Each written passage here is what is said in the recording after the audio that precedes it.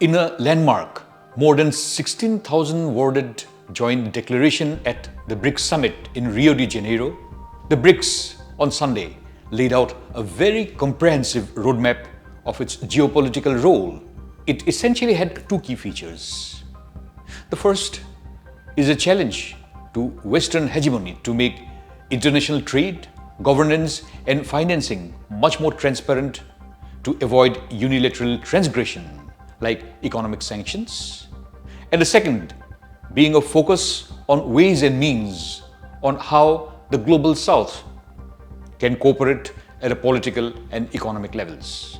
And in doing so, the BRICS in its declaration has questioned the governance structure of the Bretton Woods institutions, the BWI, namely in the form of the World Bank and the International Monetary Fund, the IMF that was set up in 1944, that actually paved the way for a dollarization of the global economy. In effect, without mentioning the attempt at de-dollarization, the BRICS declaration makes a compelling case for the same. At the same time, while underlining the centrality of the UN, BRICS sought to comprehensive reform of the United Nations, including the Security Council, to be more representative and reflective of the contemporary realities. The statement included a support for India's and Brazil's aspirations to play a greater role in the United Nations, including the Security Council. It also voiced strong support for multilateral institutions like WHO and WTO, the World Trade Organization. These are significant positions given the fact that US President Donald Trump is looking at drastically cutting aid for the United Nations, as 22% of the funding comes from the US, and it is the biggest contributor to the UN. And this is after having withdrawn from the World Health Organization or the WHO. The BRICS intent is clear. It would operate as a big pressure group with a view to democratize international financial and political institutions to reflect the contemporary realities, while seeking a restructure and a representation for all. On the face of it, India would go back home very happy.